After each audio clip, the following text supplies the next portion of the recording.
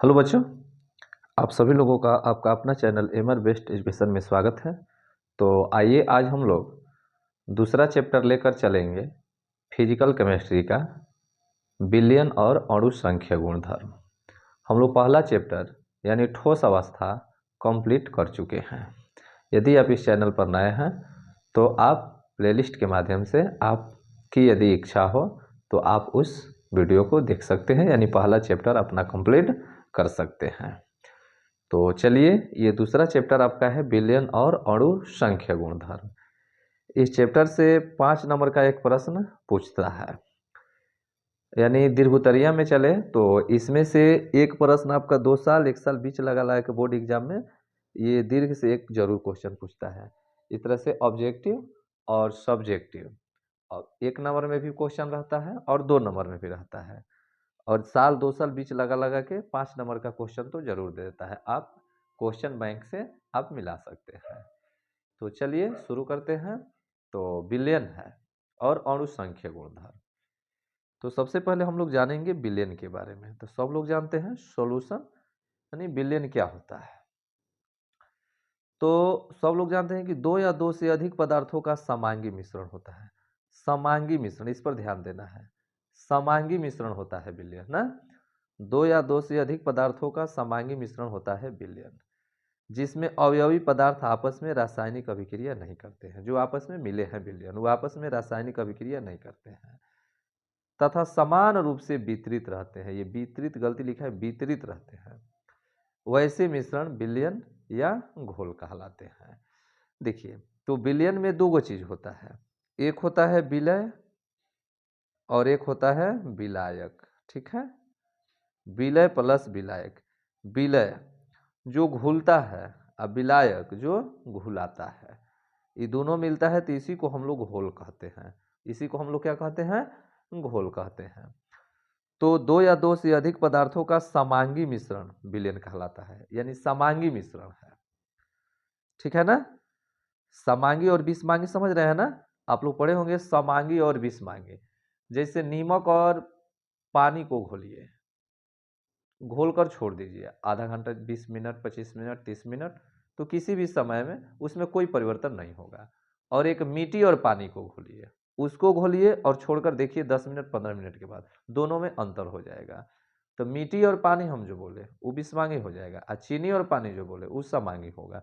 ठीक उसी तरह से ये आपका विलयन 2 या 2 से अधिक पदार्थों का समांगी मिश्रण है। ठीक है। चलिए, विलयन में जो उपस्थित कण होते हैं, इन कणों को का आकार नैनोमीटर में होता है। किस में होता है? नैनोमीटर में होता है। ये नैनोमीटर जो होता है 10 के पावर माइनस 9 मीटर, 1 नैनोमीटर में होता है। तो देखो आ गया, किसी विलयन में जो अवयवी पदार्थ अधिकतम मात्रा में रहता है, ठीक है, अधिकतम मात्रा में रहता है, उसे क्या कहेंगे आप? विलायक कहेंगे। विलायक या घोलक कहेंगे। विलायक कहिए या घोलक कहिए। तथा जो पदार्थ विलयन में अपेक्षाकृत कम मात्रा में होते हैं, यानी अपेक्षाकृत जो कम मात्रा में होते हैं, उसे विलय या घुल्य कहते हैं। अतः विलयन का निर्माण इस प्रकार होता है, घोलक प्लस घुल्य बराबर घोल। घोलक आपका विलायक है, घुल्य आपका विलय है, और घोल आपका विलयन है। यानी यहाँ यदि हम लोग लेकर चलें तो यहाँ लिख सकते हैं पानी, यहाँ लिख सकते हैं चीनी, और यहाँ लिख सकते हैं शरबत। नहीं, यानी पानी प्लस चीनी मिलके शरबत। तो शरबत में पानी की मात्रा ज़्यादा होती है तो इसलिए पानी विलायक हो गया, चीनी की मात्रा कम होती है तो चीनी विलय हो गया, और दोनों मिल गया तो आपका हो गया शरबत यानी विलयन। तो जो घुलता है विलय है, जो घुलाता है विलायक है, और दोनों मिल गया तो शरबत आपका घोल हो गया। ठीक है, तो ये आपका हुआ विलयन। अब विलय एवं विलायक के भौतिक अवस्था के आधार पर द्विअंगी विलयन 9 प्रकार के होते हैं। ध्यान दीजिएगा, द्विअंगी विलयन यानी विलय और विलायक के भौतिक अवस्था के आधार पर इन्हें 9 भागों में बांटा गया है।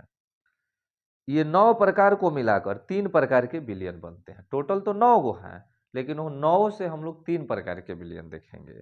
जैसे ठोसीय विलयन, इसमें 3 होगा, द्रवीय विलयन उसमें 3 होगा, और गैसीय विलयन उसमें 3 होगा। तो 3 3 6 3 9, टोटल 9 प्रकार के।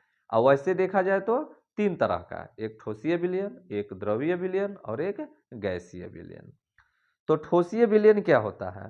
तो वैसे विलयन ध्यान में रखेंगे, ध्यान से समझेंगे। पहला हम लोग पढ़ रहे हैं ठोसीय विलयन। ठोसीय विलयन क्या होता है? तो वैसे विलयन जिसमें जिसमें विलायक पदार्थ, ध्यान से रखें समझेंगे, विलायक पदार्थ ठोस होता है, लेकिन जो विलय पदार्थ होगा, विलय पदार्थ, वो ठोस, द्रव या गैस तीनों में से कोई भी हो सकता है, उसे ठोसीय विलयन कहते हैं। समझ रहे हो क्या बोले हम? ठोसीय विलयन क्या है? जिसमें विलायक हमेशा ठोस होगा, विलायक जिसकी मात्रा ज्यादा होगी वो ठोस होगा, लेकिन विलय घुलने वाला ठोस, द्रव या गैस तीनों हो सकता है। तो जैसे देखिए यहाँ विलायक, देखिए ठोस ठोस ठोस, ये तीनों ठोसे है, लेकिन विलय ठोस भी हो सकता है, द्रव भी हो सकता है, गैस भी हो सकता है।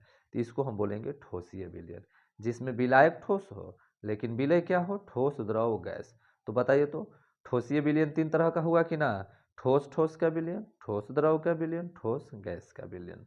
इसका उदाहरण बस याद रखेंगे, ऑब्जेक्टिव में उदाहरण पूछे जाए ठोस ठोस का विलयन है, तो ठोस ठोस का विलयन यानी विलायक भी ठोस और विलय भी ठोस। तो देखिए जिंक, कापर प्लस जिंक, ये जो पीतल आप देख रहे हैं ये किसका होता है? तो ये होता है आपका ठोस प्लस ठोस का विलयन, ठीक है, विलय भी ठोस, विलायक भी ठोस।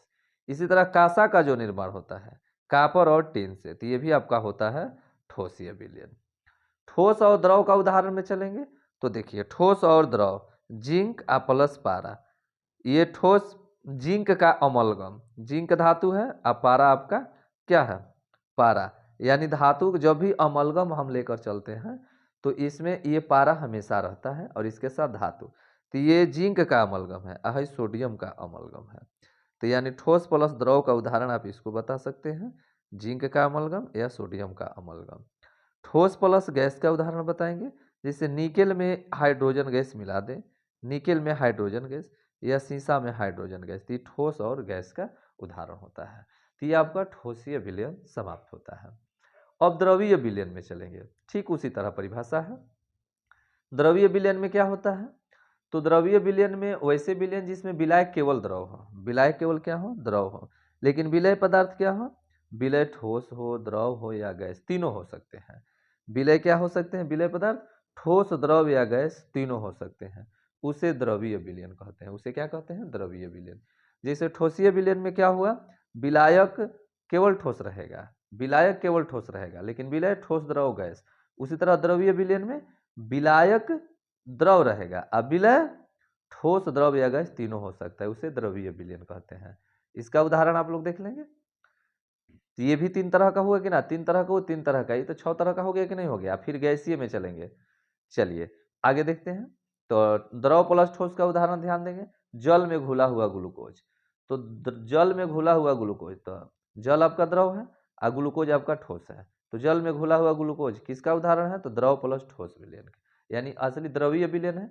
किसका किसका? तो द्रव प्लस ठोस। द्रव द्रव का उदाहरण तो जल में घुला हुआ एल्कोहल, जल भी द्रव और जो घुला हुआ एल्कोहल है वो भी आपका द्रव, ठीक है। द्रव प्लस गैस, तो जल में ऑक्सीजन गैस, जल में ऑक्सीजन गैस, तो ये हुआ आपका क्या? द्रवीय विलयन का उदाहरण। अब गैसीय विलयन, वैसे विलयन जिसमें विलायक पदार्थ गैस हो, विलायक पदार्थ क्या हो? गैस हो, लेकिन विलय पदार्थ, विलय पदार्थ वही ठोस, द्रव या गैस तीनों हो सकते हैं, ठोस, द्रव या गैस तीनों हो सकते हैं, ठीक है ना। तो उसको हम लोग, उसी को हम लोग बोलते हैं क्या? गैसीय विलयन, जिसमें विलायक क्या हो? विलायक केवल गैस हो, लेकिन विलय ठोस, द्रव या गैस तीनों हो। जिस देखिए विलायक सब गैस है, विलय ठोस, द्रव, गैस। तो गैस प्लस ठोस का उदाहरण बताएंगे, तो वायु में धूलकण, वायु में धूलकण क्या है? तो गैस और ठोस। गैस द्रव का उदाहरण बताएंगे तो वायु में जलवाष्प। गैस प्लस द्रव को उदाहरण बताएंगे तो वायु में ऑक्सीजन तथा नाइट्रोजन का मिश्रण, वायु में ऑक्सीजन तथा नाइट्रोजन का मिश्रण। तो ये आपका हो गया ठोसीय विलयन, द्रवीय विलयन और क्या? गैसीय विलयन, ठीक है, समझ में आ रहा है। तो ये हमारा विलयन समाप्त होता है। यहाँ नोट में थोड़ा याद रखेंगे, अमलगम की जो बात आई थी, अमलगम क्या होता है? तो याद रखेंगे जब किसी धातु में पारा मिलाया जाता है तो उसे हम अमलगम कहते हैं ना।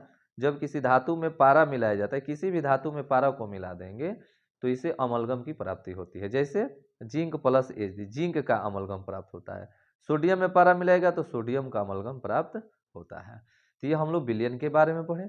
है कुछ अन्य विलयन के बारे में आप लोग थोड़ा देख लेंगे, ये अलग से थोड़ा ये एक्स्ट्रा आप लोग ध्यान में रखेंगे। कुछ अन्य विलयन जैसे संतृप्त विलयन किसे कहते हैं, तो वह विलयन जिसमें एक निश्चित ताप एवं दाब पर और अधिक घुलाने की क्षमता नहीं रह जाती है, संतृप्त विलयन कहलाता है। यानी जिसमें विलय की अधिकतम मात्रा घुली हो, अब उससे ज़्यादा वो नहीं घुला सकता है। जैसे मान लेते हैं कि आप एक गिलास पानी में 25 ग्राम चीनी डालिए, उसको घोल दीजिए, फिर 50 ग्राम डालिए, उसकी मात्रा बढ़ाते जाइए। एक वो ऐसा पोजीशन आएगा कि वो चीनी घुलना बंद हो जाएगा। इसका मतलब कि वो विलयन पूर्ण रूप से क्या हो चुका है, संतृप्त हो चुका है। अब वो घुलाने की क्षमता नहीं रखेगा। ठीक है। असंतृप्त विलयन, असंतृप्त विलयन वह विलयन होता है जिसमें, असंतृप्त विलयन क्या होता है जिसमें समान ताप एवं दाब पर और अधिक घुलाने की क्षमता रहती है, उसे असंतृप्त विलयन कहते हैं। जैसे देखिए, कभी आप लोग रस वस पीते होंगे, शरबत वरबत, तो उसमें थोड़ा कम पानी ज़्यादा रहता है, चीनी कम रहता है। तो चीनी कम है तो असंतृप्त है, यानी और उसमें घुलाने की क्षमता है। ठीक है। असंतृप्त में क्या होगा, एकदम अधिकतम मात्रा में ना बोल देते हैं कि बाप रे कितना ज़्यादा मीठा है, अब चीनी नहीं था का, व्यंग में लोग नहीं बोलते हैं। तो इसमें ध्यान देना है कि जिसमें और अधिकतम मात्रा को घुलाया जा सकता है वो असंतृप्त, और जिसमें और अधिक मात्रा को घुलाया नहीं जा सकता है वो संतृप्त होता है। ठीक है। चलिए अगला है सांद्र विलयन। सांद्र विलयन का मतलब क्या होता है, ऐसा विलयन जिसमें विलय की पर्याप्त ज्यादा मात्रा घुली हो। वही चीज जो आपका संतृप्त विलयन है ना, उसी तरह से सांद्र विलयन है। ऐसा विलयन जिसमें विलय पदार्थ की पर्याप्त मात्रा होती हो, सांद्र विलयन कहते हैं। संतृप्त विलयन एक सांद्र विलयन ही होता है। तनु विलयन, ऐसा विलयन जिसमें विलय की मात्रा अत्यंत कम हो, तनु विलयन। यानी असंतृप्त विलयन जिसमें कम मात्रा, विलय की मात्रा कम होती है। ठीक है। तो ये हम लोगों का विलयन क्या होता है, विलयन के बारे में आज हम लोग जानकारी प्राप्त किए। अब अगले दिन हम लोग पढ़ेंगे विलयन की सांद्रता क्या होती है, यानी सांद्रता के बारे में हम लोग पढ़ेंगे। ठीक है। तो मिलते हैं हम लोग अगले दिन।